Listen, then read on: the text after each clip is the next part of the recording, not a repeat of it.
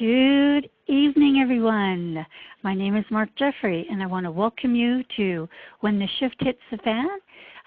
Welcome to all of our new people here tonight. Man, I guess Linda, my co-host here tonight, Linda from California, I was going to say. I just wish I was tonight, Linda, because I'm freezing up here. I'm so sorry it's cold. I got to like my little corner of Florida, but that's okay. Yeah, well, I'm going to start burning books here to warm up. So this is When the Shift Hits the Fan, and we are live. So anything can happen on this show, and we normally start one place. And as we drift on to other things, we end up in somewhere entirely different. And that's okay, because that's what this is all about. It's just us two gals chatting about the things that are very successful. I told you I was going to do that, Linda. Very successful in our lives. And some things that maybe aren't, and how we challenge them. You see, that's the difference, I think, Linda, when we're talking about things like this and shifting. Really, you can't be challenged by something. You must challenge whatever it is in front of you, because that's where you draw from strength. And we're going to be talking about a lot of things tonight. I'm really excited about coming back after our summer break. It was nice. We had a beautiful, beautiful summer up here until today. And I've really enjoyed the time off. And Linda and I both have other projects that we work on. We work in the corporate world in consulting. We work online with consulting, and we have our own online businesses. So we are very busy. And I think that some of you can probably take a page out of this book, because you can have it all. You can have it all, right, Linda? Absolutely, Mark. You can have it all. You don't have to be delegated to just doing one thing and one thing only. I think that a lot of people were raised that way, that you go to school, you get out there, you get a job, and that's the one thing that you do. Now, you may have a family to take care of, and that's okay. But people seem to tell you a lot that you can only do one thing. But I was taught by one of my great mentors, Bob Proctor, that in order to be truly wealthy, in the sense that you're not always dependent upon others for your income, you must develop multiple sources of income. And this doesn't mean that you have to have 2, 3, 4, 5 jobs. It's more along the lines of following your interests and being passionate about those interests and connecting with other people. And then you find all of a sudden that you're building other streams of income based on the things that you enjoy doing. Oh, yeah. And I think that's true. It's funny. I think some people, and we'll go to the online MLM kind of world. It's interesting how some of those companies will tell you that you cannot, while you're marketing and promoting this particular thing, you can't be doing something else. And I really think that, although you would think on the surface that might be a way to keep people in line and totally focused on one thing, I don't think it necessarily bodes well overall, because, you get like what we do. Let's say you were somebody right now who had a job, even a career, something you really love, but you were looking at maybe a year down the road, maybe getting out of that, or you just had other interests right now.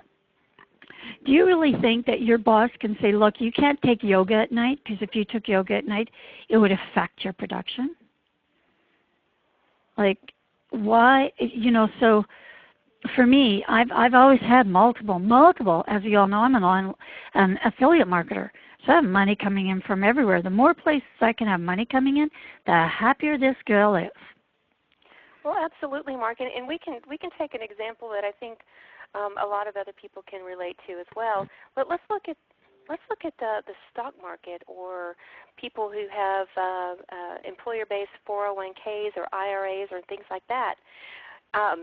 It doesn't make sense for you to put all of your money into one stock. So if it doesn't make sense for you to do that with your money in the stock market, why does it make sense then in your everyday life to only focus on one thing. Put all of all of your eggs in one basket. We were raised. Don't put all of your eggs in one basket. And that's what we're talking about here, Mark. Yeah, and Linda and I both did that, because Linda and I actually met because we were involved in another company that did not survive, and we had our eggs in one basket. I was new to marketing online at this time. Many of you probably already know I worked with Tony Robbins, and I did a lot of stage shows and the masterminds, and that's what I was doing, and wanted to stay home. And so I thought, well, this is great, but it was still kind of personal development.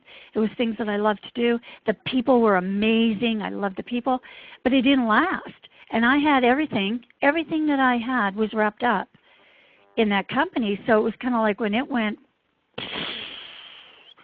I was like starting over again.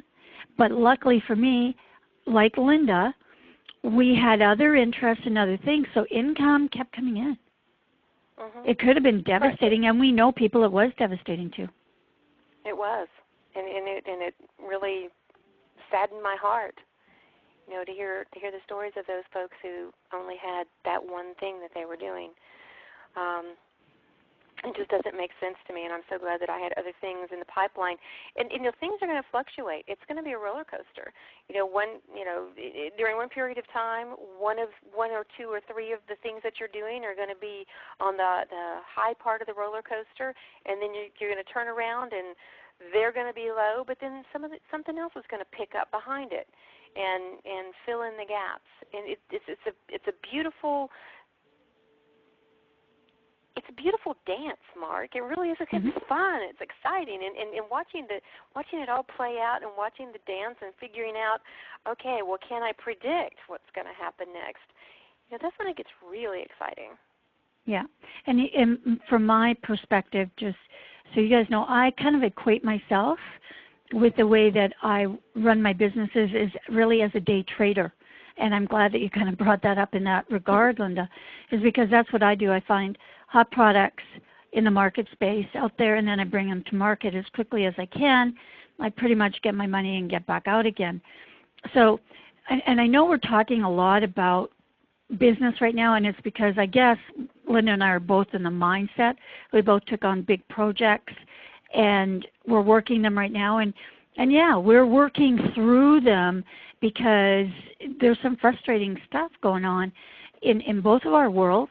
We could have, well, I guess maybe on a couple of nights we did throw it out and grab the tequila, but but for the most part, we talk to each other. We have each other to vent with when we need to, and support each other when we can, and just hang when it's available to do that.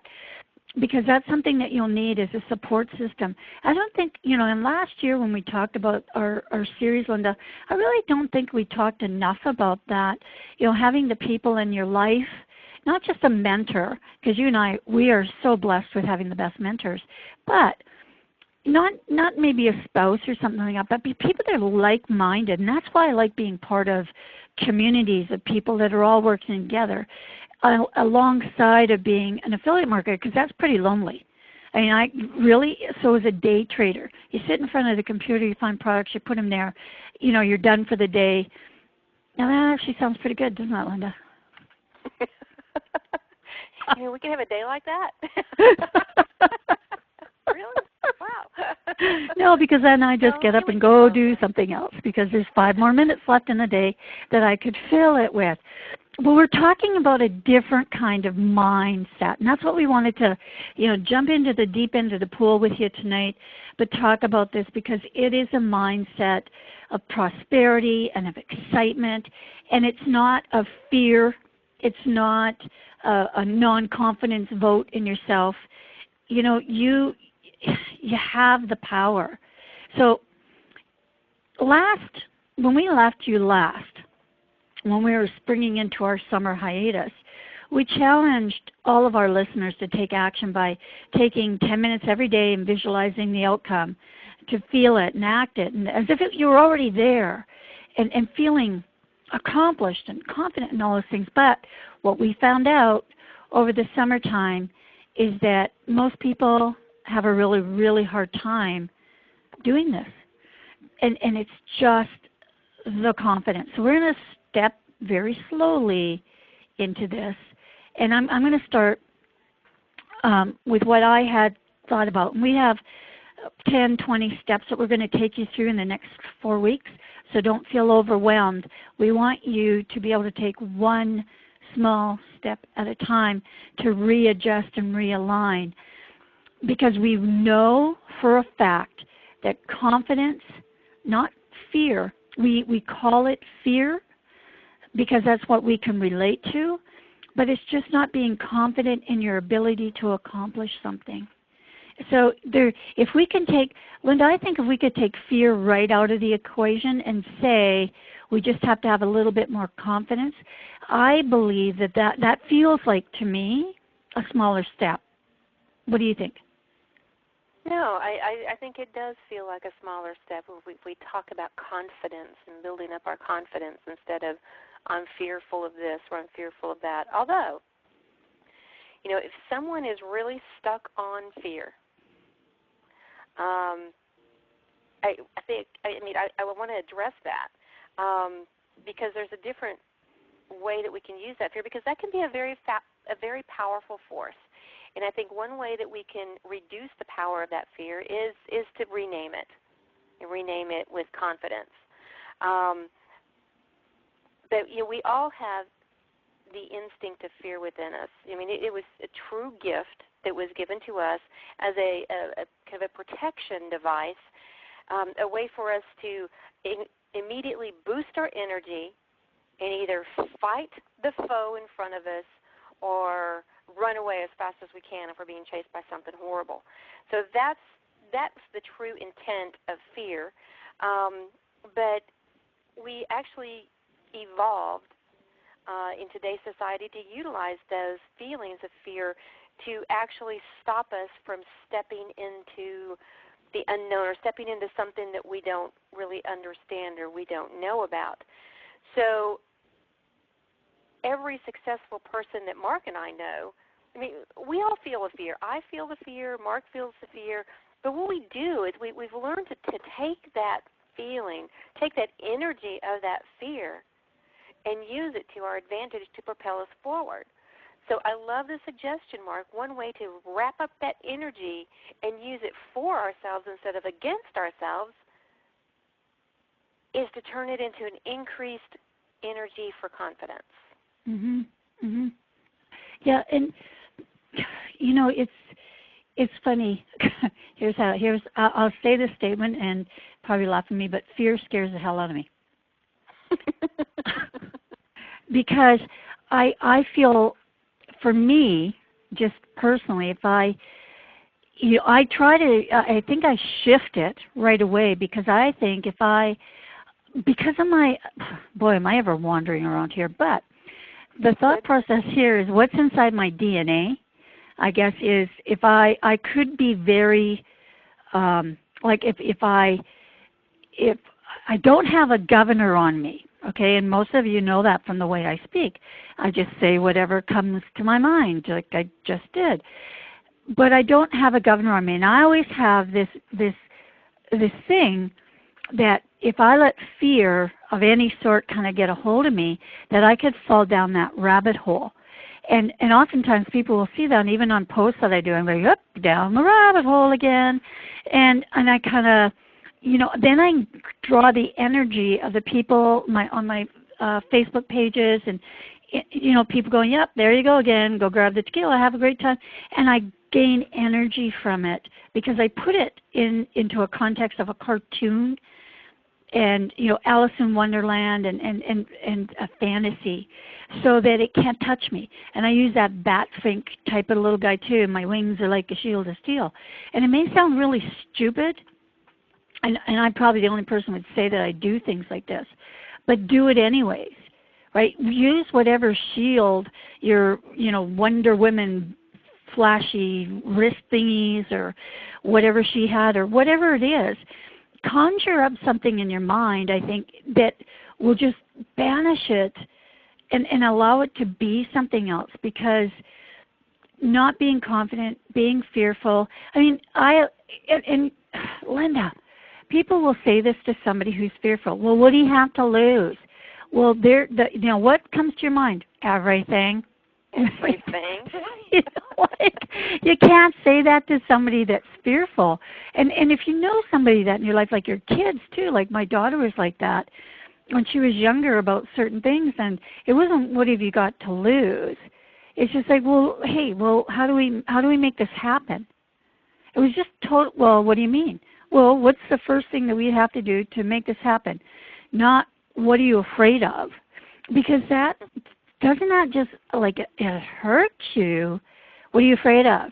You know, what do you got to lose? Those are all stupid things that we say that just crush people. Well, that too, and it brings your mindset and all of your thoughts back to the thing that you're afraid of, the thing that you're fearful of happening. Well, what have you got to lose? And you start running through that list of my house, my relationship, my car, my job, my money, blah, blah, blah, blah, blah. Man, you know, that's the quickest way down that rabbit hole of fear. But instead, reframe it. Mm-hmm. Where's the win? What do I have to win in this? What if it works? And yeah. what if I take this step and it works? What does that look like? Let's get excited about the adventure of making something really big happen instead of putting our head in the sand and hiding. Yeah. And I actually like your analogy of giving the fear some shape or object. I went through an exercise with someone on pain. If you have pain somewhere, point to it and then mentally identify the pain like it's a bucket, okay? What size of a bucket is it? So you're describing the pain in tangible terms, and pretty soon it's filled with ooey green liquid that's really bitter, and the pain is gone because you've identified it as something else and you've released it. So I love that. Well, yeah, and I think everybody's going to find something that kind of works for them. But here's the deal. You have to find something that works for you. You can't sit in that fear space, or you can't say stuff like, well, I've never been able to, or my mom told me that this was impossible, or even my spouse says that I could never accomplish something like that. You can do anything you want to do. And you don't have to wait till your back is against the wall, although we have found out that most people, when their back is against the wall, they find out really what they're made of because they have to do something. But for the most of the time, we wander around aimlessly because we're kind of satisfied with our lives. But the reality is, if you can't totally say, like, I love my life, like I frickin' love my life, there's something wrong. Because you can't live in mediocrity. That's just accepting that, oh, this is okay. I don't deserve any better than this, so this is good. Yeah, this is good. You touched on so many points. I'm making notes because I think we need to come back and talk about those on another show. Deserving is a big one, but we can talk about that on another show. But because we're going to, and we'll bring it up a lot in the next 4 weeks, and it might be 6 weeks, because whatever we have to do to get you from the zone of not receiving what you're deserving of, we're going to keep pushing you and pushing you and pushing you because, well, darn it, Linda, somebody's got to do it. Yeah, why not us? Why not us? So what I want you to do from my perspective, and we want to get into Linda's perspective, this is a half-hour show. We always talk too much. Well, at least I do. And we go over time. But just get clear about what you want. Get real clear on that. It's so extremely important that you understand that if you have any kind of question you haven't answered, you're going to have a hard time with this. It's just going to be tough. So, oops, I think I went one too far there. There we go. Now, this is Linda's part, and just so you know, all of this, this and much, much more that we're going to be talking about in the next few weeks here is going to be uploaded on our site, right under the recording of this. So you're going to be able to get back and review this and maybe even jump ahead and start to be real powerful. We'd love to hear from you and let you know. But Linda come up with some keys to success. Now, we're not just talking personal success, but I really do believe that when you have personal success, when you feel good about yourself, and whatever weight you're at, however tall you are, wherever you live, whatever, when you have that confidence in yourself and success inside yourself, there's just simply nothing that you cannot do, because you won't believe that you can't do it. So, Linda, let's talk about mistakes and how, you brought this up, how people make a mistake, they feel like a failure, then they get fearful, and then what? Yeah, and then they don't step out. They don't. They talk themselves out of reaching the dream, the goal, the success that they were really excited about and wanted for themselves. They go back into that comfort zone. So it's really important for us. I mean, we cannot learn and grow and become the people that we want to be without mistakes, because mistakes are there to really show us the way. They're there to show us when we swim outside of our swim lane so we can get back into the swim lane, but always focused on where it is we want to go. So I like to look at mistakes I make, and believe me, I make many. I like to look at a mistake as testing my boundaries to see how far I can go in this direction or that direction. And I think we can all relate.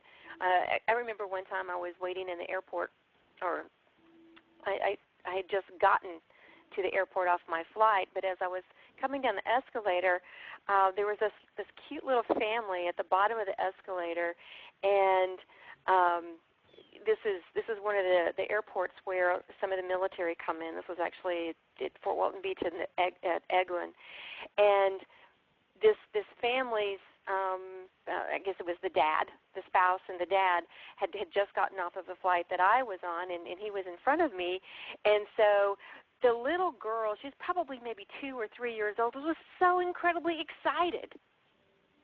She didn't know what to do with herself. And so she just started running in circles. It was just so cute. But, she just didn't know what to do, where to go, and she didn't really care. She was really excited. But the good news is nobody got onto her about it, and she wasn't fearful of anything. But, on the other side of the coin, so many times parents are sitting there going, oh, you have to behave yourself or you're going to get in trouble.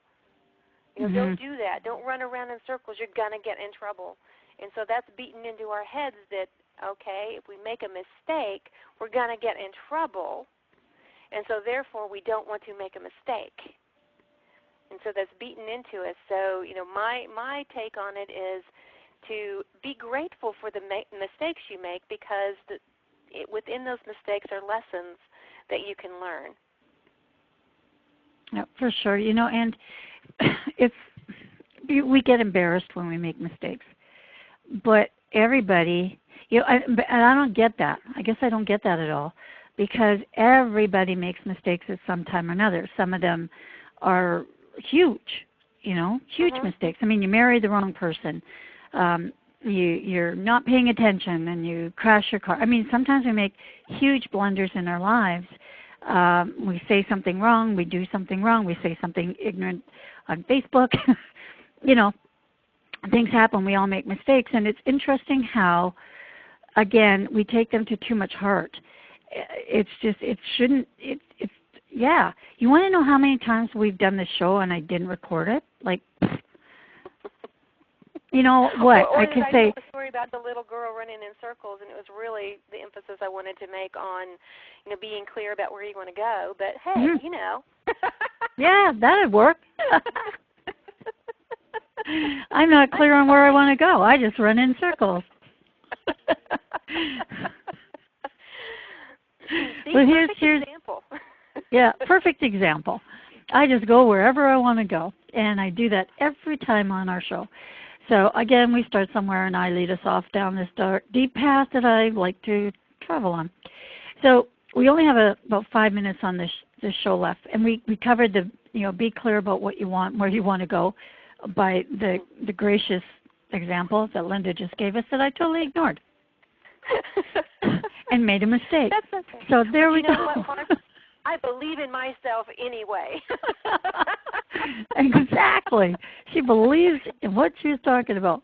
So we have some things we want to talk to you about. We're going to give you a challenge, and we're going to give you an activity that we believe in this little segment that we started off with tonight that will help you. So your challenge is to think of yourself with a new frame of reference. Sorry, I've got to move this slide there. Think of yourself in a new frame of reference. Be confident, empowered, be personable with people, talk to people that you don't know, smile at people in the grocery store. Even if inside your head you're going, I feel like a Looney Tune factory, it doesn't matter, smile anyways. Be knowledgeable, gain some knowledge over this next week. We talked about being clear, and if you need some help, there's lots of books in the library or online. Understand that you are a magnet for prosperity, that you're a beautiful, gorgeous work in progress, you're a force to be reckoned with, and you're a unique and inspiring human being. Take those things with you tonight and keep them in your heart. Understand that you have all the power.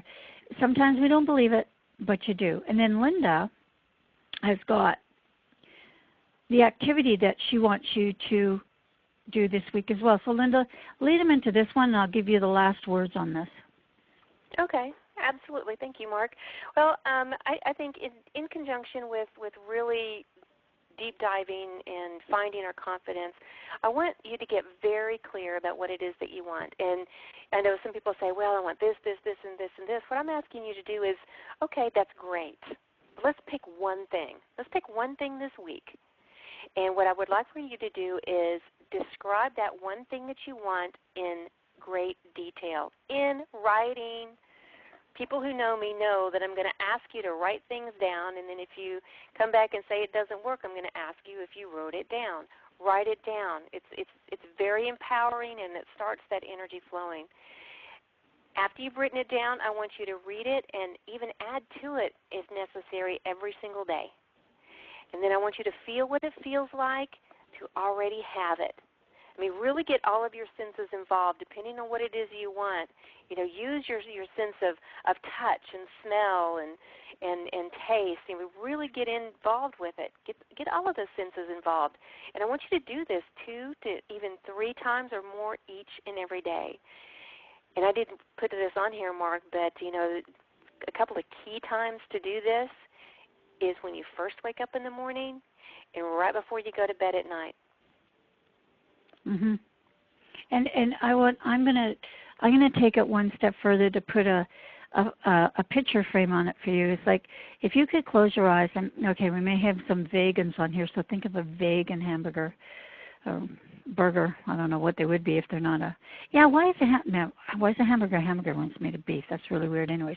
But anyways, close your eyes, and if you can think of that juicy burger, and all the the lettuce and the tomatoes and everything that you love on it, and crunching into it, and how it's going to feel and taste. That's a simple little exercise of what if that was your life. Take the biggest bite out of it. Feel like that's how you feel, and that's how you smell, and that's how you taste. That's how your life should feel. And if it feels like it's that wimpy chip on the side that's flopping over and lost its crisp, well, we have a little bit of work to do. It's the wimpy chip and pickle juice. Yeah, it is. Okay, Linda, the last word, my friend, is always yours. So give us something to think about to take us into an amazing place to be tonight. Oh, awesome. Well, first of all, I'm so excited that we're back again. We're live. And I want to share that excitement with all of our listeners. So, yay, welcome back. I would like to suggest that everyone take this very seriously. You know, life is worth living. It's not worth being a spectator on the top row of the bleachers watching somebody else's life go by. This is your life, and the great news about it is you can be in total control of where you take this life. So get out on the field. It's football season. Get out on the field, catch that ball, and run it in for a touchdown. Awesome. Well, I'm going to be doing that. Well, not football, probably hockey. But everybody thank you so very much from both Linda and I for spending this time with us. And we're going to be back next Monday. And we will have this recording up on our site. It's whentheshifthitsthefan.com. And we hope you join us and take a look at our page. We're going to be putting stuff on our new Facebook page. It's When the Shift Hits the Fan as well. And thank you. Thank you all very much for spending this time with us. We appreciate you. Good night, everyone. Good night, Mark.